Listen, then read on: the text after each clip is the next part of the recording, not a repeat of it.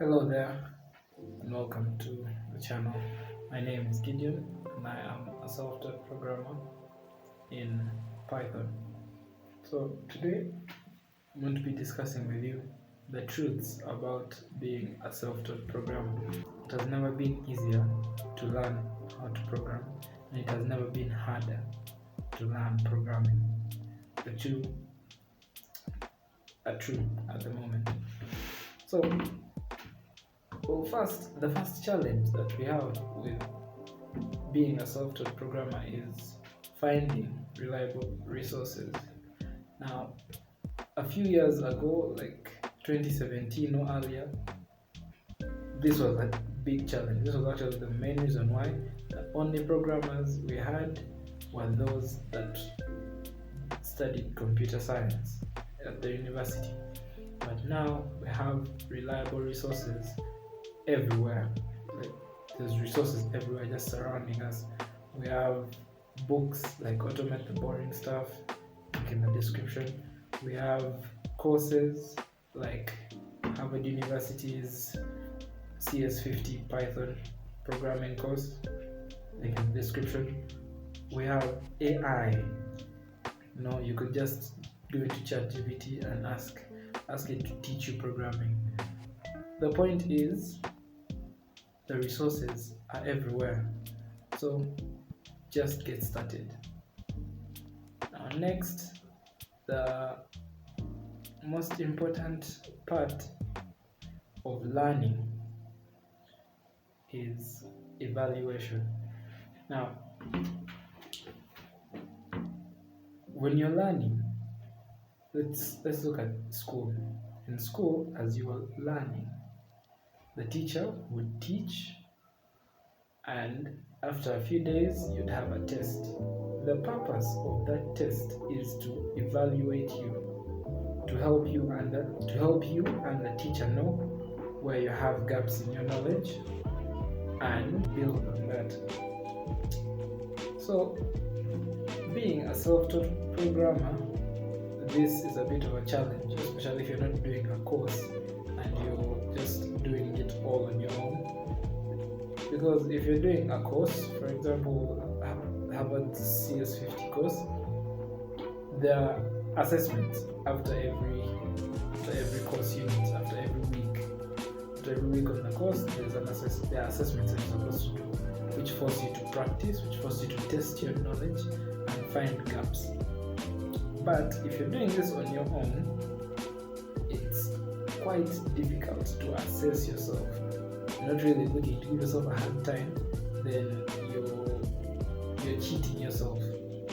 So my advice to you is maybe get on a course, a free course like Harvard CS50 course, or get on, or just type it into AI, type it into your AI module and be like, hey, can you quiz me on this? Can you quiz me on that? Like, just find a way to evaluate your knowledge, to find gaps in your knowledge so that you can build on those and reduce your knowledge gaps. Because as you're trying to find a job, these are the things you're going to be questioned about. And the only way to ensure that you actually know them is by actually evaluating your knowledge. Next, consistency. As a self-taught programmer, or even if you're teaching yourself, whatever you're teaching yourself, consistency is your best friend. After watching the course, you have gained knowledge.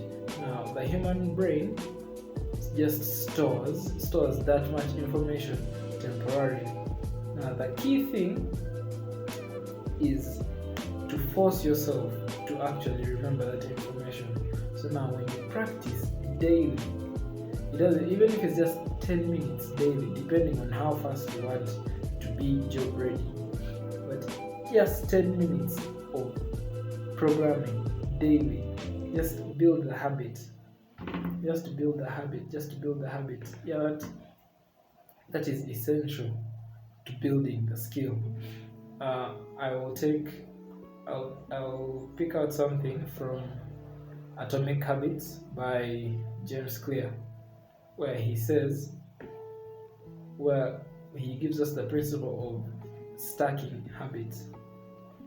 Now, for example, you add programming immediately after something that you're guaranteed to do every day. For example, after I brush my teeth, I will code for 25 minutes. After that, I will do this. So if you start your day knowing that after brushing my teeth, I'm going to write a few lines of code for 30 minutes, then I will have breakfast. It just hardwires it into your brain, forcing you to be consistent, forcing you to do it every day. So that's just a quick tip. I've used it personally and it has helped me a lot. So just add the coding to something that you do every day, you'll be consistent. Finally, AI. The truth is, AI isn't going anywhere. But there's two kinds of people that use AI. There is the smart people, and then there is the other kind of people. So the smart people leverage AI tools to speed up their learning. So instead of having to scroll through like 200 web pages, open like 100 tabs on the browser, you just have to prompt AI like, hey, could you help me understand this, or how do I use this, or how do I use that? And AI will just filter out all the information that is available on the internet and give it to you in the best summarized way possible. Now, the other kind of people will use AI to create projects. So you'll just go into AI and like, do this for me, then just look at it and you think you're learning. But if you're not actually building projects on your own, or if you're not actually forcing yourself to realize that you don't know certain things, you don't really learn. And so in this generation with AI, learning is becoming both easier and harder. And I've just explained why. Practice.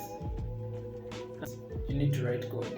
And in order to write code, you need a text editor or an IDE, as they're commonly known.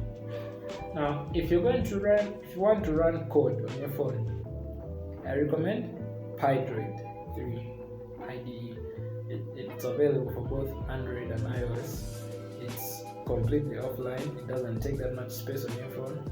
And once you run it, you just have to input a few things and it will automatically run Python on your phone.